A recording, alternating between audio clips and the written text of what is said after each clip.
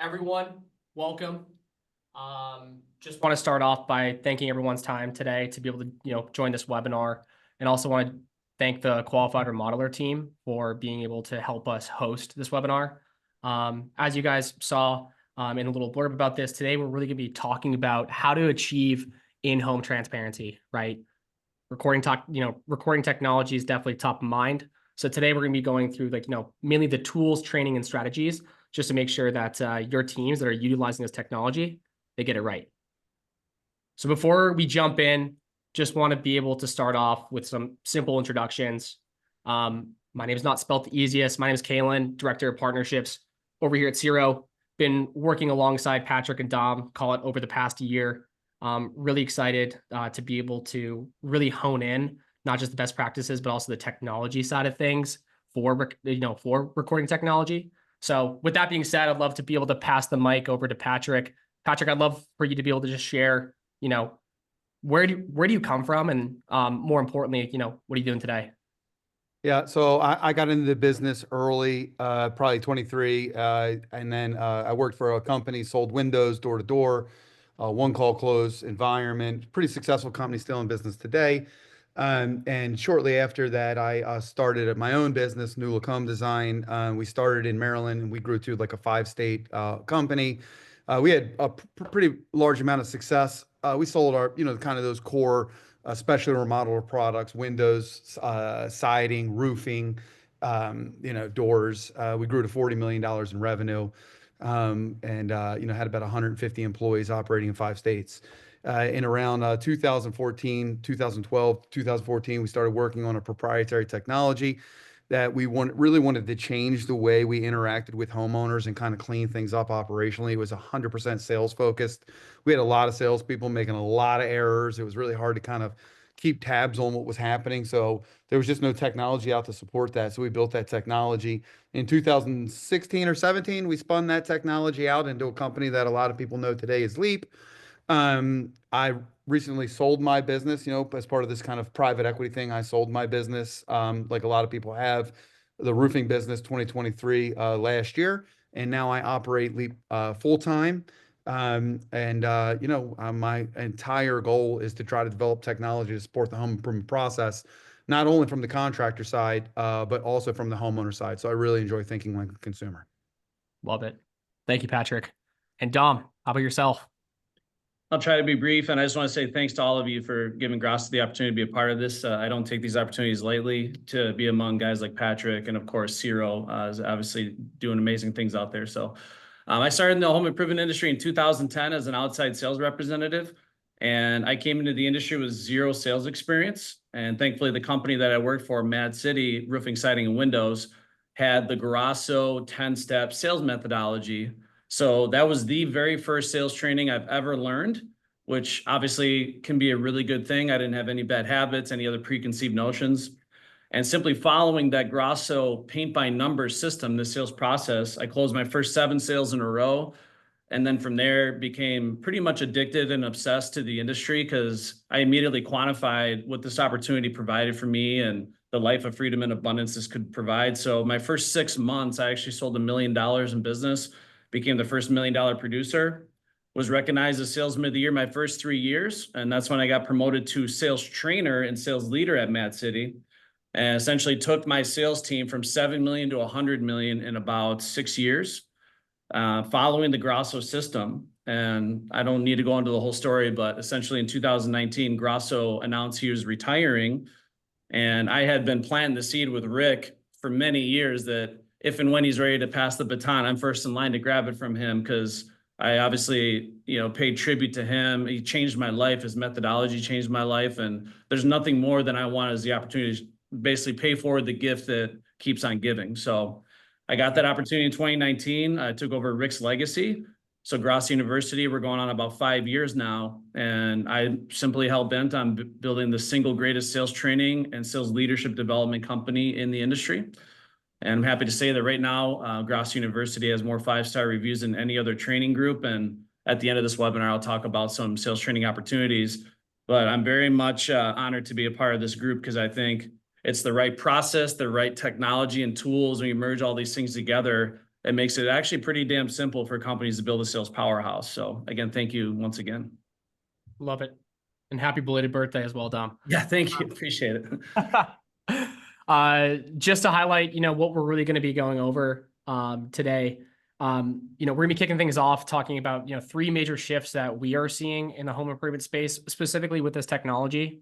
Then we're going to be able to, take more of like a deep dive to, have the audience really engage with where we want to take the topics. So we have 2 polls, actually 3 polls total.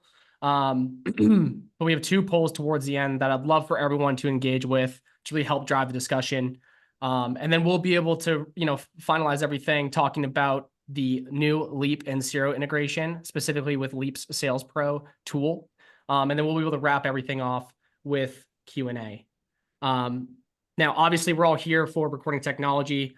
So I'd love to be able to just kick things off here with a simple poll of how many people in this room are using recording technology. So just give it 2 seconds here. I'm going to get this all up and live. And there we go. And for anyone listening in the background, yeah, please feel free to participate. Want to make sure that everyone is getting involved. It's really going to help us drive our discussion today.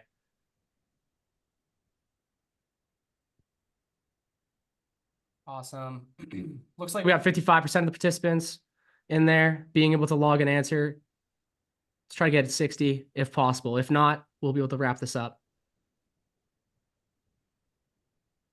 Beautiful. All right. I'm going to close the poll here. Now it says share the results. Great. So it looks like the majority in the room are not using this technology today. But it looks like there's a good amount of people in here that are looking to implement it. That's really exciting. So we'll be able to focus a lot of our discussion on, what has this technology done? Just really being able to focus on the people who are evaluating this and people who are not just utilizing this today. So I'm just going to stop sharing. There we go. And I'm just going to go back in the presentation. Cool. So like I said, with the agenda, I just want to be able to talk about, the 3 trends that we are seeing today. So want to really kick things off here with talking about the shifts that we've seen globally. Patrick will then be able to talk about it, from the home improvement side. And then Dom will really be able to tie off everything with the best practices and the coaching on this tool and how that shifted. But let's just jump right here. So let's face it, recording is everywhere now. You call your bank, the first thing you're going to hear is this call's me, recorded for quality and training purposes. I like to think about recording, honestly, from twofold. First one is obviously companies like yourselves using recording technology. And then the second part is the customers, right? Being able to ensure that they're having a transparent process in any engagement that they have. So I'm going to bypass this little graph here. And I just want to share a quick story.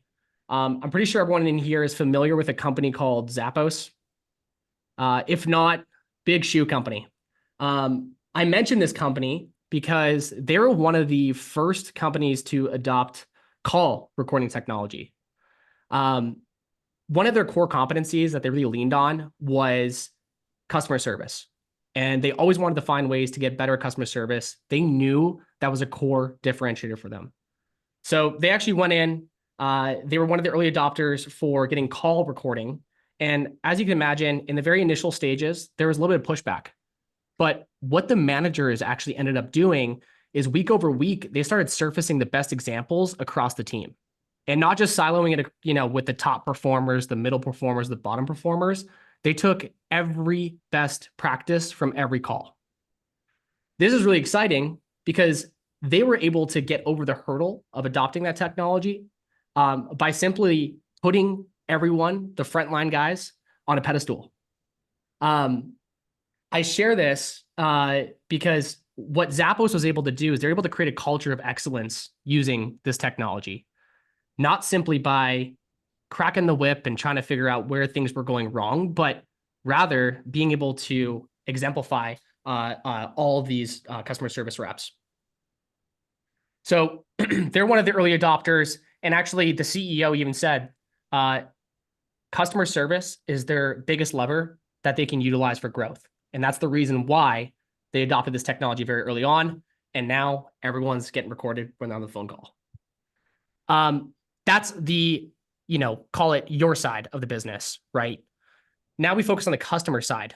And we're noticing a really interesting trend here where not only is consumer spending increasing into security measures with their home, but also we're noticing more units of global smart home cameras being sold.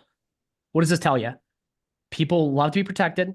It's their home, and they want a transparent process, right? So you could see that we're getting this global shift, from this call recording, call it, granted, I know we do it in person, but we're also seeing it from the customer side where they want to be protected, right?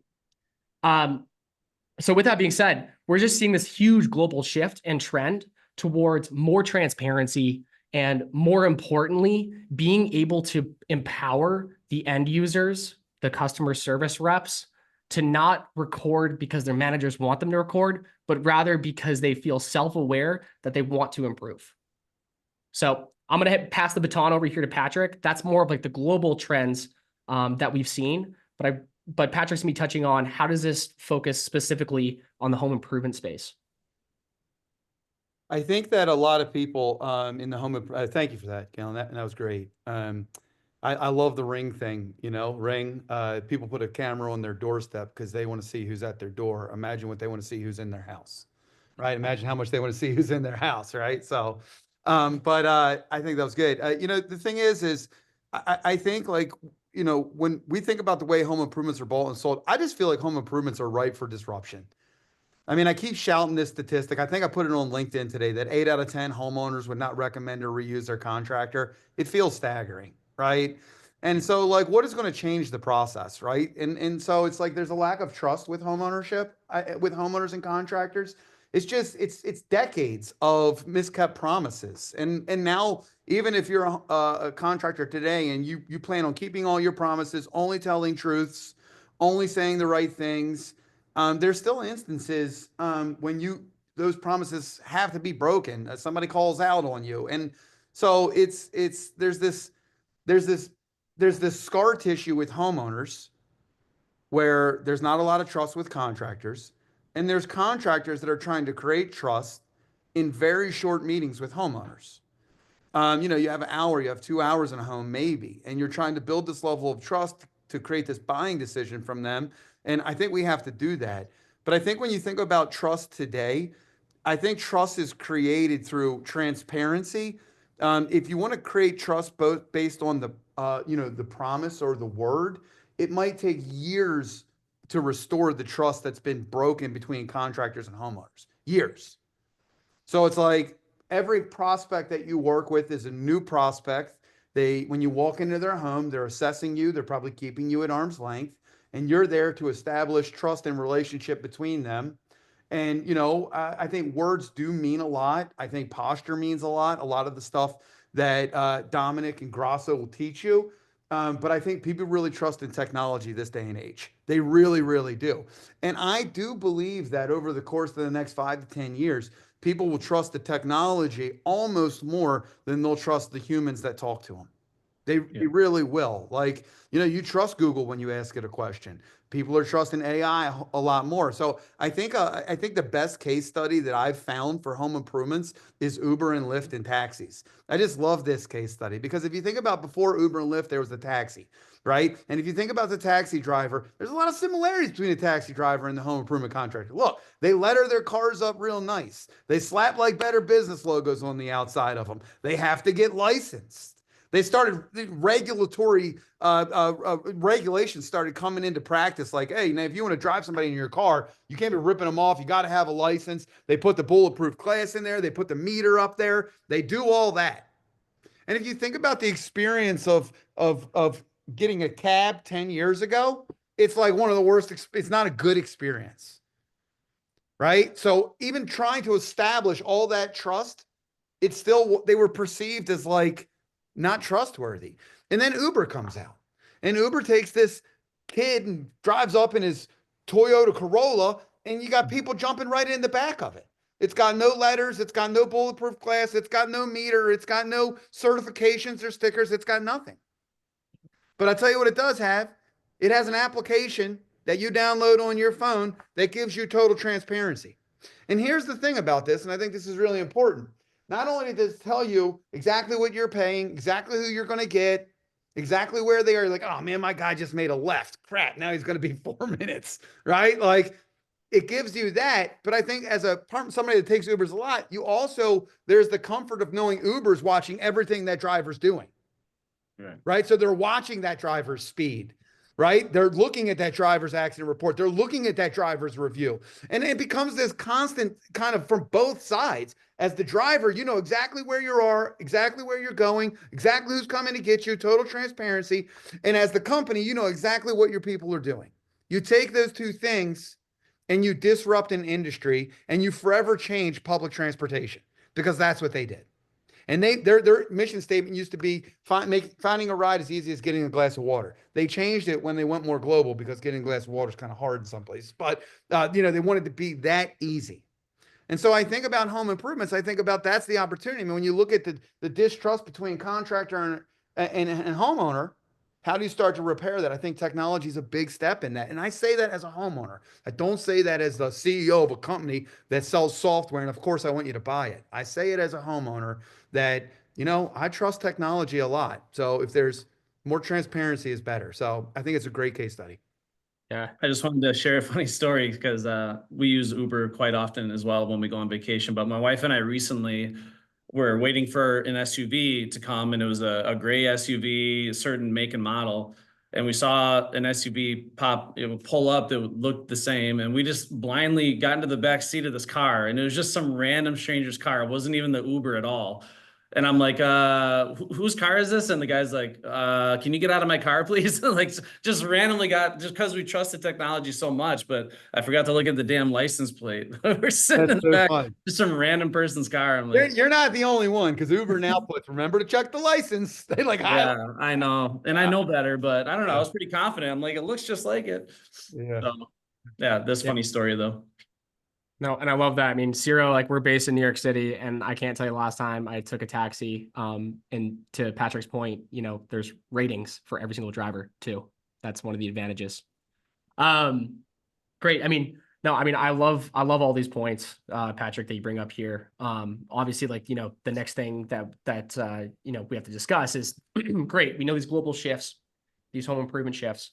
Now, the next step is obviously, how is this impacting specifically home improvement sales coaching? So Dom, I'm going to pass the torch over to you. I love where this conversation is going. Yeah, so I wanted to put on here that it's going from optional, as like, this is an optional technology that of course you can do it if you want, you can if you don't want, but I think it's going away from that now. And I think it's going to be necessary for companies to be able to compete in the coming years. So we talk about transparency for the consumer, but one of the things that it actually pisses me off, to be honest with you, because I think about what I could have done as a sales leader having this technology. And I think of like all the struggles I had trying to coach and command my team. And here's how that would take place. Like pre-Siro, in-home recording, is a sales rep would run a lead. And then inevitably we would debrief after the lead, what exactly happened. And more often than not, these sales leaders are listening to all the excuses, because salespeople never lie or exaggerate about the results on a lead, right? It's always the marketing department's fault. So I'm sitting here and they're trying their best to recall what happened on the lead through secondhand distorted information on top of excuses. And I'm trying to gather all this information and use that to be an effective coach or a leader. And we talk about this analogy a lot. It's like, okay, I train and prepare and drill and rehearse with my team, but then I never once actually go see them play a live game. And I'm literally trying to coach them blindfolded. It simply does not work. So what this is now providing is finally providing the priceless visibility where you can almost be a sales leader literally with X-ray vision now, get to the root cause of exactly why a sales rep's having a slump or a malfunction, and be the coach that your team deserves. So now you're talking about with Zappio, how they were celebrating the wins, right? Was it Zappio? Did I pronounce that right? Zappio? Zappos. Zappos. Okay. Sorry, Butch. but they're celebrating the wins. So I talk about this thing in sales called sales muscle memory. Now, how do you get good at basketball? Let's say you're trying to get good at basketball and you're trying to, let's say I'm Shaquille O'Neal, finally trying to crack the code on free throws, right? So how do I pull that off? Well, there's two different things I can do. I can think about the shots that I missed and just try to not do what happens when I miss the shot, or I can try to recreate what happens when I make the basket. Now, more often than not, what are people trying to do when they get good at basketball? They're trying to recreate the kinetic movement when they actually have a successful outcome. And they do that over and over and over to where that becomes a tattoo on the brain and they can recreate that kinetic movement without thinking. And that's what this technology empowers salespeople to do. Now, I just want to talk about personally at Grosso University, I spend an embarrassing amount of time listening to myself on video. I watch myself for hours and hours, whether I'm public speaking, whether I'm watching myself on a training video, because I'm constantly trying to fine tune my communication. So before Siro, what I would train my salespeople to do is when they close the sale, go out to your car immediately when you have the most vivid recollection of what happened and journal what happened on that lead. Write it down because we want to build on those successes. If I've done it once, I can do it again. So products like Siro and having this recording technology make that so simple for salespeople to build on their successes. And now it gives sales leaders truly X-ray vision so they can get to the root of what's going on. Now, with this new transparency for sales coaching and sales leadership, how empowered I feel as a sales trainer is unlike anything else I've ever experienced. So we have a phrase we commonly say, a mind like a parachute works best when it's open, right? Occasionally, when I'm training large groups of salespeople, it can be difficult to get sometimes the veterans or these top dogs to get them to open up their minds to learn something new. You know, people say you can't train an old dog new tricks. Well, what I found personally is when I go into a sales training session and I'm armed with the data on exactly what the top 1% of closers are doing, and it's not debatable. This is the information. Literally, I got access to 100 years worth of data, and I can tell you exactly what the top 1% of closers are doing. And I ask the audience, raise your hand if you would like to know exactly what $5, $6, $7 million producers are doing consistently to have results that are replicatable and predictable.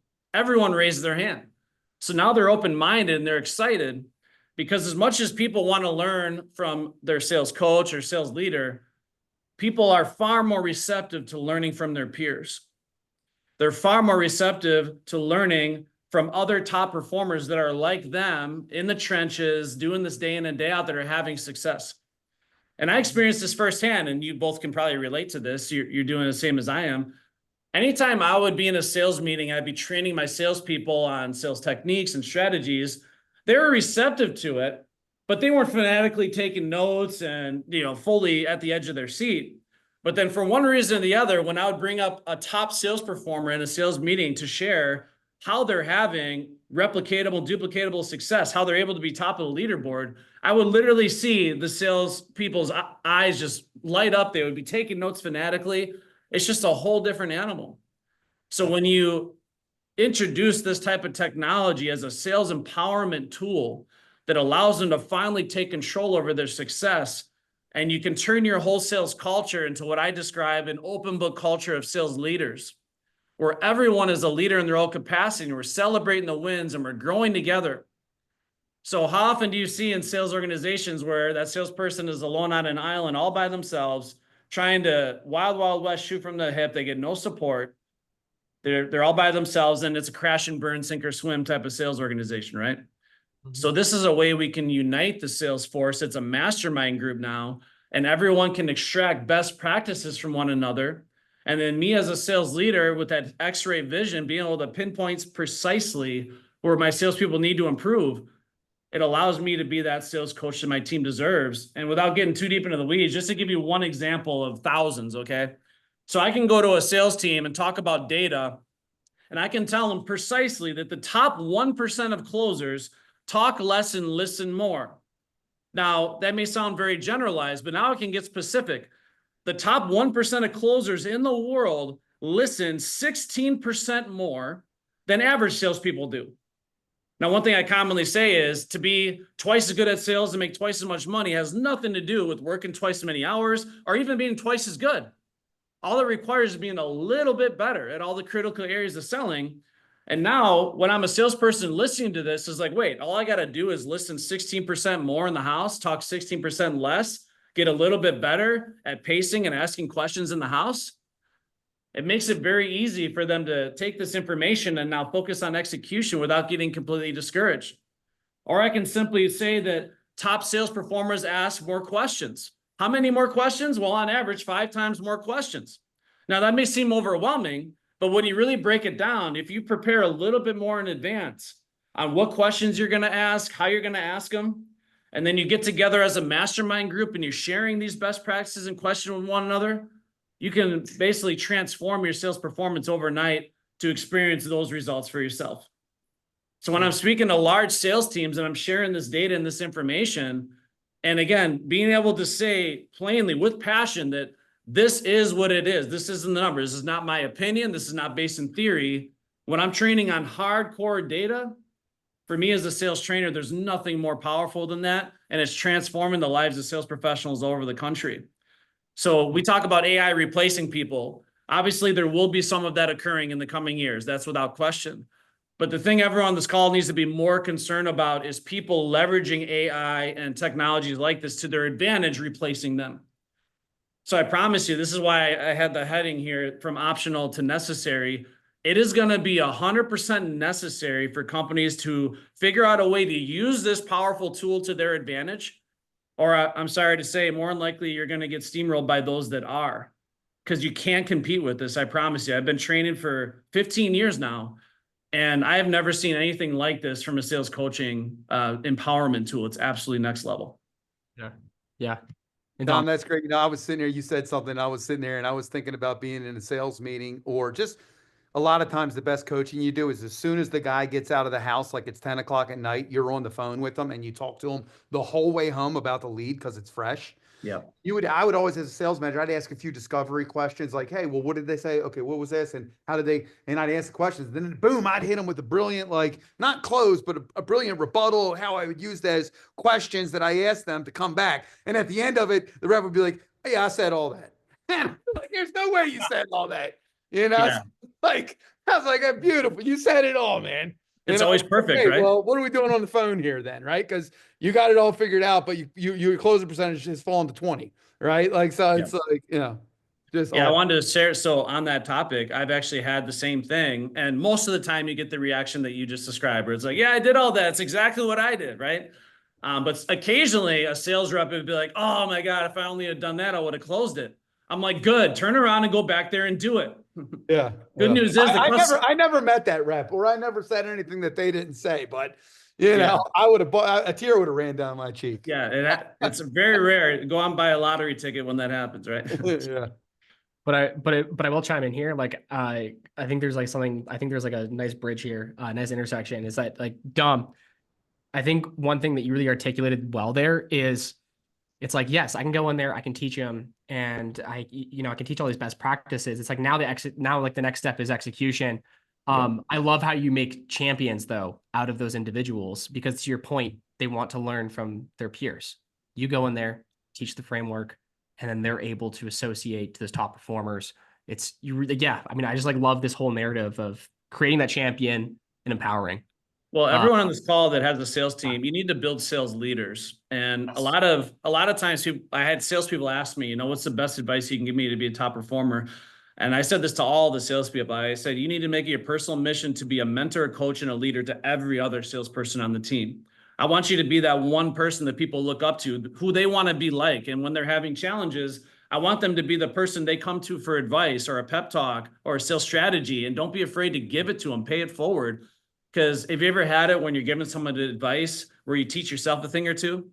Have you ever had it where you're coaching somebody and all of a sudden you can feel your confidence in yourself boosting because you're sharing wisdom, right? So all this stuff, and if you can get every salesperson on your team with that type of mindset, instead of giving that new rep that comes into the sales room the stink eye and bitching and moaning that they're taking your leads, take that person under your wing, be a mentor and a coach to them. Because there may be a time when you're down in the dumps, you have stinking thinking where you need somebody to be there for you. And guess who's going to be first in line to support you when that happens? Because we all go through good times and bad times, right? So and this Yeah. really helps with your overall sales culture, but having a tool like Siro and these recording technologies, it basically pours jet fuel on that now. Because now we're all celebrating the wins. We're learning best practices. I can create a playlist of all the victories. If there's a certain step in the sales process I need to work on, I can literally be listening to all those highlight reels in my car as I'm driving to my next lead. And success is the 6 inches between your ears, right? It gets them in that right mindset, boosts their confidence. And again, salespeople love learning from one another, and that's the way it should be. Totally agree with that. Totally agree with that. No, I mean, I love this. And as everyone in this room could tell, like we are all big believers in this technology, right? But I want to be mindful. I mean, I know that, 50% don't use this and 30% are looking to be able to use a technology like this. So I wanted to just hit this right on the head and be able to talk about, bring up a poll here and talk about what is your biggest concern with adopting sales recording technology? We have this nice little chili pepper down here. This is just indicating like, nice little spicy topic to talk about, anything that really resonates with both Dom, Patrick, and myself. But I'm gonna open up this poll, and I'd love for everyone here to be able to participate. Again, if you're listening in the background, be sure to be able to chime in here. Love this. We're getting some good results here, Patrick and Dom. Love a nice topic here. Great. Just give it a couple more seconds. Everyone get your final pull in there. Gonna close in 3, 2, 1. Great. I kind of figured this would be the one. I'm going to share the results here. I'm going to see if you guys are shocked by this as well. Yeah. Not shocked whatsoever. The big brother. You know what the problem is I'm just going to tack this one head on. Go for it. It's 20% are making the noise and 80% are down. Dom, you said something that you would journal. I can't tell you how many times there was a rep that was like struggling for me and wanted help and would go in and record themselves. Yep. One of my most successful reps of all time, his name is Chad Castrilli. I'll call him out because we're super close. He's now a vice president at a company. He was a vice president at my company. He's a speaker. He spoke at Top 500, right? And so he was a canvasser for us, and he was a great canvasser. And then he's 16 years old. He went on and he went into sales. He couldn't sell anything. I mean, he pitched like a master. He did everything great. I said, do me a favor, man, record yourself. He recorded himself. He brought it back in. My skin was crawling. I mean, he was going hard in the paint on this old lady. I mean, hard. And we just stopped and talked about it. And he will say, if I never recorded that conversation, walked into Pat's office and played it, I would have never figured it out. It's just like, it's people that want help don't care about the big brother. It's your top guys. And I think, Dom, everything that you said about empowering those guys, like, you think Tom Brady doesn't want to watch game film? Right. That's bananas. Of course he wants to watch game film. It's just new. It's just different, or it's like body cam. It's like, the body cameras for police officers. It's like, if you're doing a great job and you have a body camera on and you get accused of not doing a great job more often than you're not doing those things, welcome, right? Like, I'm tired of people saying that I'm doing my job wrong. Like, here, strap a camera on me, right? Yep.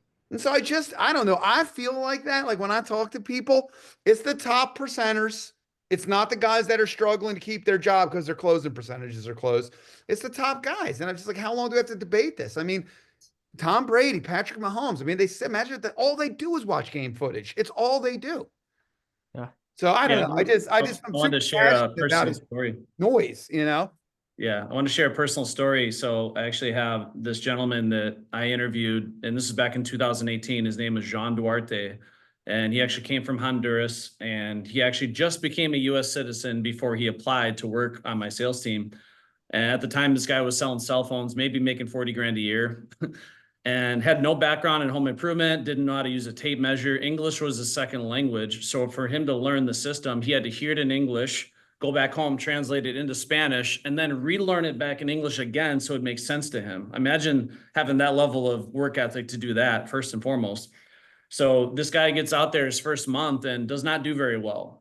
He netted about 25,000, and I was actually ordered to fire him. But there's something about this guy. I knew like he was working hard, he was really passionate, and I didn't want to give up on him. So I just said, give me 2 days with this gentleman and see what I can do. And day one, I did what I call demonstrational ride-alongs, where I'm the one demonstrating, he's just observing.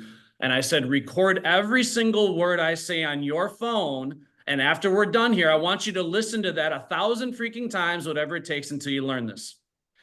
So credit to him, he did it. He recorded, and I was like so dialed in, like it was absolutely unreal because I didn't want to let this guy down. I was like so systematic to a T, and thankfully we had successful outcomes, which instilled that belief in him that this stuff works. So he listened to those recordings over and over, and the following month he ends up doing about 250,000, and then his first full year in the company, he wrote up 3.5 million, is one of the most profitable salespeople I ever had. But it was just him simply listening to those recordings of a successful outcome over and over and replicating that and duplicating that. And then obviously he came into his own, right? Made it authentic to him and came into his own in terms of profitability and stuff. But that's just one example of how recordings can be used to empower salespeople, whether it's the sales leader leading by example, a salesperson having a successful outcome. Sales is learnable. The best salespeople are not born from the womb. They're actually trained to be the best.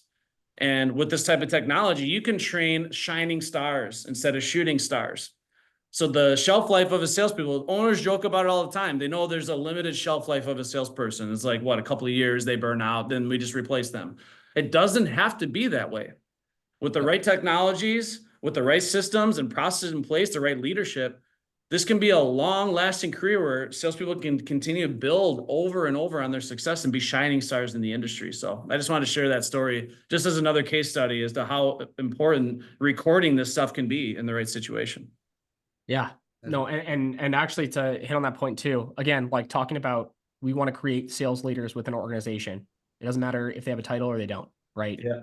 And I think that's actually, I saw a quick question in the Q&A. I know we're reserving that till the end, but this does chime in with B, which was the second biggest question, which is like, listen, I'm recruiting. I don't have time. I don't want to listen to calls, right? The beautiful thing about with what we do compared to other recording technologies in this space is we not only just help see the problem, but we do fix the problem through association. So we're like the biggest lift within our technology is when reps are getting in and being able to listen to others. So what this means is we are essentially empowering the reps to be able to learn from each other without having to have this constant top-down approach. We typically see reps spending about 3 times the amount of time as managers listening to recordings within Siro. Just talking about time savings, right? We don't want you listening to hours of recordings in here. But I just love this because like both of the things here that both the approaches that you guys took, it really does like lead to that, like, to that answer. So I just had to bring it up, right? Again, it's just championing and empowering those reps. Yeah. I also think like it's not going to be on the nuance. Like you're not listening to every call, I mean, at Leap we use Gong. It's just a different technology because it's over the phone. But like we don't listen to every call. We use a lot of it at aggregate level because you might not want to spend hours and hours listening to calls, but you spend hours and hours training people. You spend hours and hours taking phone calls from the house at 10 o'clock at night or 9 o'clock at night in the middle of dinner. Your managers are doing that. They probably spend 4 hours on the phone with reps every day, right? Like if you've ever been a sales manager, I mean, it's like my wife was like, I haven't had dinner with him in 15 years because it's always like uninterrupted. Like in the restaurant, I'm walking around the outside. And so it's like every sales manager knows that. So it's not that you have the time. You don't have to like scrub every transcript, read it word for word. You can use it at the aggregate level, which is what we do a lot to identify, like Dom said, those unique things. Like, hey, here's the aggregate things we're seeing in top performers. Here's the number one things we're seeing in people that don't close. I mean, your sales manager could probably sit down for an hour and a half before their Monday morning sales meeting and put together such better content by looking at last week's recordings in aggregate to have a really effective meeting. So I just want to share something real quick. I actually had the honor of having Joe Jordan in our studio, and we're putting together the Siro Sales Academy, which basically is showing how Siro can help salespeople enhance every step of the sales process, but it's also educating sales leaders how to maximize this tool. But I wanted to share this because when Joe Jordan was in our studio and he's showing us what Siro can do, he literally went into Siro and said, "Can you tell me the top 3 areas of performance my entire team needs to improve on?" And Siro went through all the recordings, all the data, and within seconds, it broke down the 3 headline topics of what my sales team needs to work on. And then I look at those topics, and then he went into Siro again. Can you craft a sales meeting agenda that basically covers how my salespeople can do better at price conditioning and differentiation? And then immediately Siro creates the damn agenda. So talk about something that doesn't take more time out of your life. If anything, it's going to give you your life back. I mean, the amount of hours I would spend putting together sales meeting agendas and like typing these things out and coming up with topics, and the topics were very vague. I don't even know if this is what my team needed, but now you're getting laser focused. You're pinpointing what your team needs, and Siro can do a lot of the heavy lifting for you. It's absolutely astounding how much time this can save you. And that's the way you want to look at the right technology. It's not designed to take time away from your life. It's designed to give you your life back and give you your power back, right? So I just wanted to share that. It absolutely blew my mind when he's in here. I'm like, it pissed me off even more because, again, how much of my life I would have had back as a leader. Oh, man, it just means you could be at a resort in Cancun. Yeah, floating on Pink Flamingo in the Bahamas, doing sales coaching. Yeah, there we go. Guys, I know we're short on time, but we also did start just a couple minutes late here. I do want to be able to focus on the benefits of like why people are here, right? I'm going to bypass the slide and be able to just put a quick poll in here so everyone can chime in as we wrap up this presentation. But I'd love to be able to understand from the crowd, what is what do we think the biggest benefit is? And especially for the people, like the 30% that are evaluating this, I'd love to be able to understand, what is drawing you towards this technology. Again, you could hear us raving about it, and transparently, I'm on the side that offers this technology, so I'm a little bit biased, right? But would love to be able to hear from the crowd.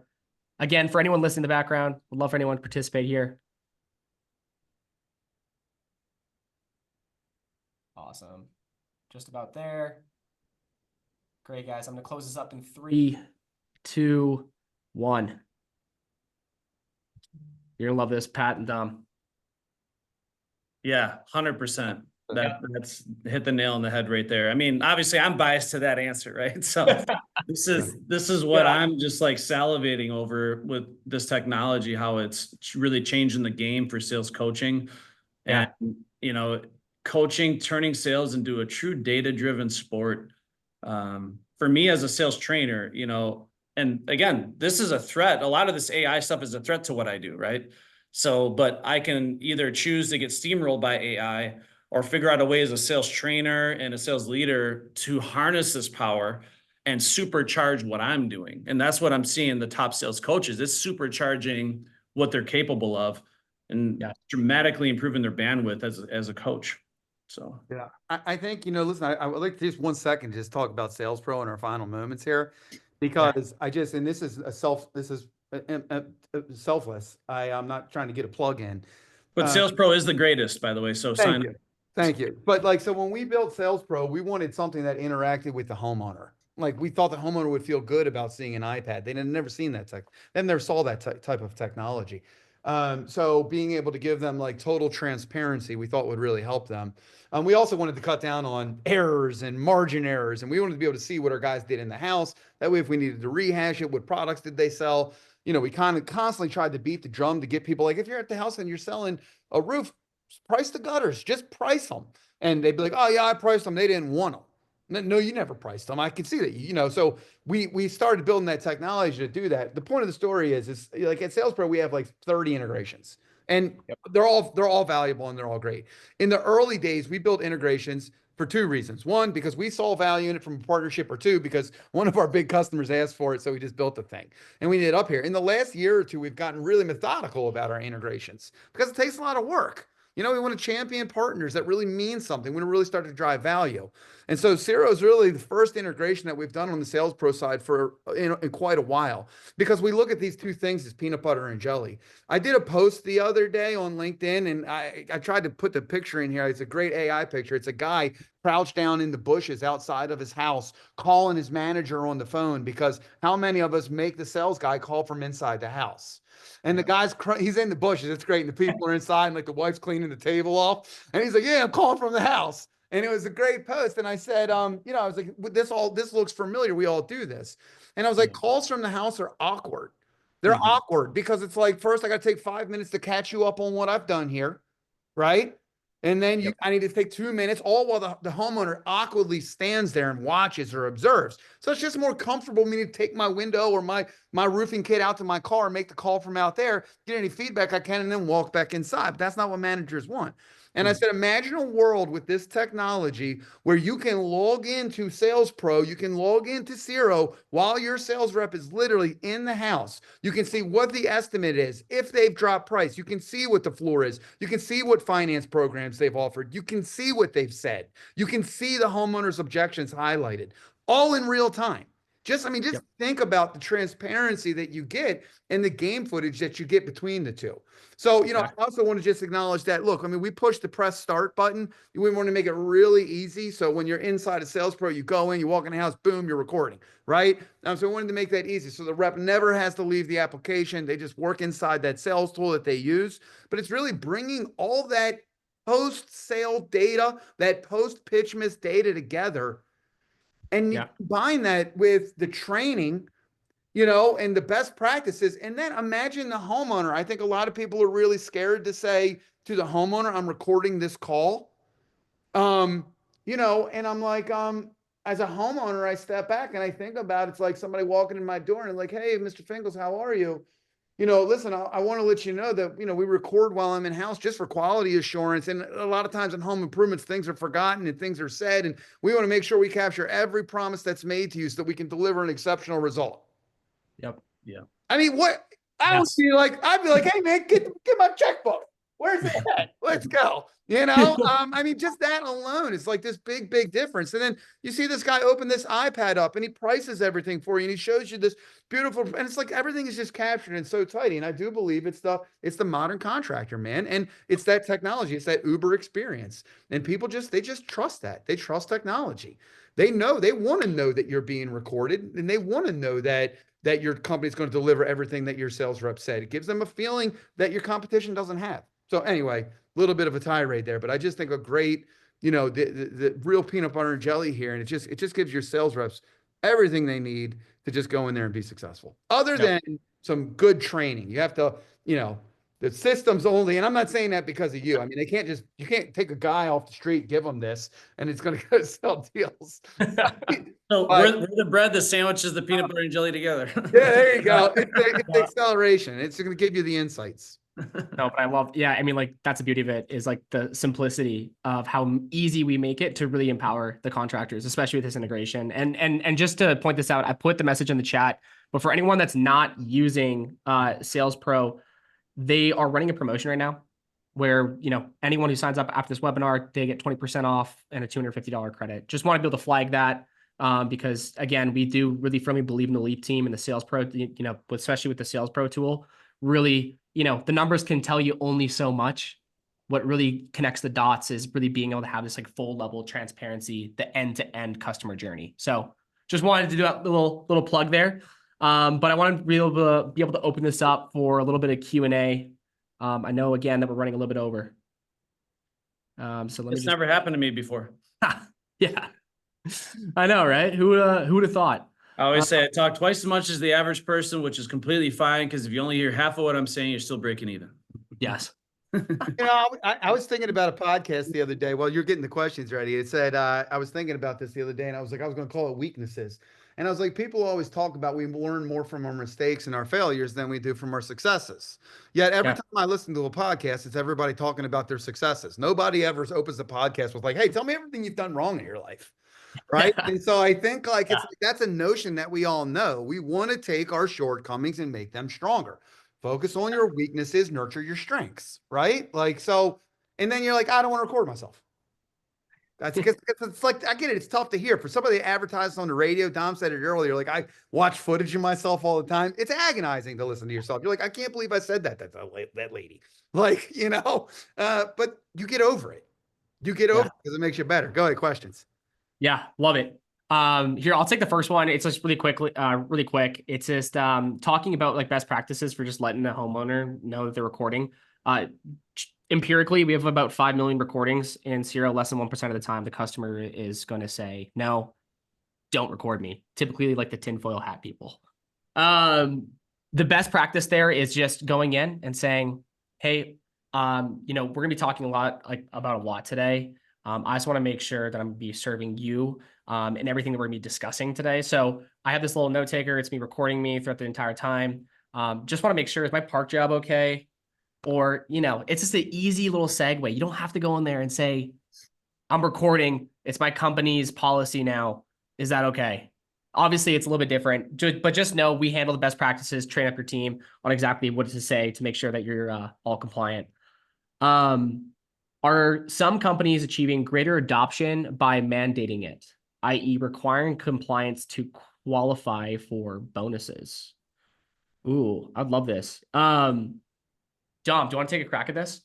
Well, I just want to say something that what I'm seeing from a lot of the top companies that are utilizing this technology, and this is extremely powerful, by the way, is they make a product like Siro an integral part of their training and onboarding experience. So when I'm going through and sales training my reps, they have Siro day one, they download Siro on their phone. Okay. And as I'm going through every step of the sales process, ideally, if you have a robust sales training, hopefully you're assigning things to your salespeople, you're giving them specific scripts to learn or steps in the sale to drill and rehearse and role play. If not, come talk to us. That's what we do. We eat, live, breathe, and sleep that stuff. But you give them an assignment, and part of the assignment is, I want you to deliver step one of our sales process on Siro, and also watch XYZ video and take the quiz. So throughout the entire training and onboarding experience, they're using Siro as part of their profession. It's just part of the job. And by the time they get done with the 2 or 3 week or 4 week training, whatever you have, they literally have documented 10, 20 hours of recording time on this technology, and essentially the equivalent of an entire sales encounter or several sales encounters. So by the time they get out there, they're already used to it. They're comfortable with it as part of the job. But I think the way you introduce it, which is what I admire about how Siro does it, is you first get the salespeople excited about how this can give them their power to improve their skills and celebrate the wins and grow as this mastermind group. I think you use it as a sales empowerment tool first and foremost. Then secondary to that, we figure out how to get the leaders to use this information, this data, to hold their team accountable. But it's all got to be delivered in a positive way. The moment you start trying to force things down people's throats and mandating things, you're going to get pushback. It's going to negatively impact the culture of your team, right? We want them to want to do this to better themselves. And this is what I like about Siro's strategy, how they do it. I've heard it the other way where, sometimes it's delivered to the sales leaders first and foremost, and then they're trying to shove it down their team's throat and mandate stuff. That's not good for any sales culture. So I think you just got to be very careful. Again, as long as they can answer the question, what's in it for me, which just like your prospects, your salespeople are always asking that question. If they can see the value in it and they can see how this can empower them to hone in their skills and make more money and pursue a life of freedom and abundance and fun and love and all this great stuff, then you don't have to force it down their throat. They want to do it. It's just like in sales, right? We want the prospects to want to move forward. We don't want to force them to do something they don't want to do. We want them to want to buy from us. Is there a desire for them to do this? So that's why we have to create that desire. You're selling it. You have to deliver that master presentation and get them to answer that question, what's in it for them? So. Yeah, and I think it's time thing. I think a lot of people, maybe I've talked to some people that have tried it and like, reps didn't like it. And I'm like, well, how long you try it for? You're either an early adopter or you're a late adopter of these types of technologies. You're not going to fast forward 5 years and this is not common practice. Same as like using an in-home selling or an estimating tool. Same thing as not having a visualizer where you can show them what their project's going to look like. So you either adopt it early, which means you're kind of trailblazing and, maybe adoption slightly slow, or you adopt it late. There's like a timing there. right? So I think it's something where, you know, you can get them using it. Some guys will fight you on it. You don't have to crack a whip on them or ding their comp. You just say, hey man, I really appreciate if you did this. You continue to try to showcase the value of it. And it's like game footage. People like the football analogy. I mean, there was probably a time when they didn't watch game footage. Matter of fact, I know there was a time. And then some teams probably started seeing more value in it. Other teams probably say, nah, we like to practice on the field, not watch TV in the back room. And now it's just a fact of life. There's not just two groups of people that are doing it and people that are not, and reps that like it and reps that don't. It just becomes the norm. So I prefer, like, you don't want to be an early adopter, you know, and soon enough, it's going to be the norm. So I wouldn't worry a tremendous amount about like horsewhipping people and like, you know, trying to get them to adopt it. I just show them the value of it. And eventually they'll come to you because they'll feel left behind because you're not doing it. Yeah. So I want to speak to that. So whether you're getting your salespeople to adopt a new sales process or a new technology like Siro, the best way you can possibly do that is introduce it to new reps that don't have the preconceived notions or bad habits. Get them to own it, master it, get them selling circles around these veterans. And then the veterans are going to wake up and be like, I either have to adapt and evolve or I'm going to become extinct. And I'd say that with companies, for example, they want to introduce our sales process. They're like, how do I get these veterans to buy in? I'm like, it's very simple. You get all the new guys to master this system and sell circles around these veterans because they still have egos. They still don't want this newbie to sell circles around them. And they're going to be asking the question, what is this new person doing to outsell me? Whether it's adopting Siro or learning a new sales methodology that's increasing their performance, they're going to open up their minds that, yeah, maybe I should try to actually implement this in my career. And then slowly but surely, they're going to evolve or become extinct. So I just want to say that that's been the best way that I've educated my clients on how to get them to adopt a new sales process or new technology. So No, absolutely love it. And like, that is like the best practice. Like, I mean, similar to change reps habits, like with sales coaching, it's like, you want to empower them to become sales leaders, and then people can start dissociating. Similar to like this technology, it's the exact same thing. It's like, we want to create champions as well, which is one thing that we're really good at. So I know I posted a little bit about SalesPro in there, but I have some people in here curious. We have some Leap users that would be really interested in being able to connect with our team. This QR code, just so you know, will go directly to our partner page. If you just go in there, make sure that you tag that you are a Leap customer, you will get the preferred pricing on that call. We'll be able to talk about, you know, the technology a little bit more and also setting up the integration. And then Dom, I'd love for you to be able to chime in, talk about the masterclass. I mean, I know that we have 1 minute left, but I'd love for you. Yeah, I'll try to be brief. Okay. I know how powerful technology like Siro is, because we wouldn't be able to do this without it. So basically the second Monday of every month, Grosso University starts a new 2-week sales training program called the Sales Academy Masterclass. And we literally have people from all over the country that are basically throwing their sales reps into our training. And we train them on our industry-leading 11-step sales methodology. We test them, we certify them, they master our sales process forwards and backwards. And why Siro is a part of this is, how are we going to have visibility on what happens after they get out of the training, right? So we actually use Siro as a primary tool for us to provide that post-training molding, support, and coaching after the training's over. But just to give you a little plug for this, our next training is December 9th.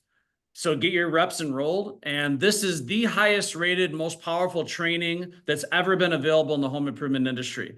So when your salespeople get out of this training, they're going to be literally shattering the leaderboards. You can just simply go and look at our 5-star reviews. Very few people have ever gone through this training without saying it's the best training they've ever had in their life. And we definitely challenge you, put a new salesperson, sales leader in it. If it's not the best training you've ever had, again, it doesn't cost you a penny. So again, we don't do long-term contracts or anything like that. Everything's month to month, but you go through our December 9th Sales Academy Masterclass, go through the world-class training. It'll ensure that your sales team is ready to hit the road running and thrive in 2005, absolutely ready to dominate the competition. So reach out to Matt Burke. You scan the QR code. He can give you, you know, a much more comprehensive overview as what's included with the program. And we'd love to have you join us. It's an absolute dynamite opportunity to receive world-class training to finish out the year. Yeah, totally agree with that. And just to Chris's point, just ask a question saying like, you know, is is Siro going to be part of these trainings? And the answer is yes. Like we are going to be part of those trainings. Yes. Helping empower every single rep that goes through that program, and ultimately also helping empower the owners and sales managers. So well, just to throw this out there, we have more visibility at Grosso University training reps virtually than almost every other sales leader I talk to that does it in person, physically being there. That's how powerful this is. It's like we can literally be at home on a pink flamingo, whatever. We have more visibility and are better coaches virtually than most people can be in person. It's just crazy how far it's evolved. But you can train your reps virtually, so it's a whole new generation.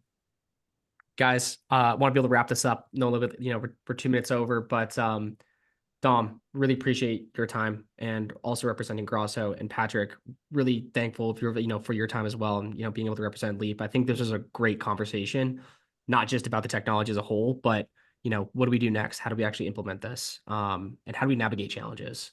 And just practical use cases, right? I love everything that was brought up today. And thank you for thank you to the qualified remodeler team as well for being able to put this on. Really do appreciate everything that you guys do.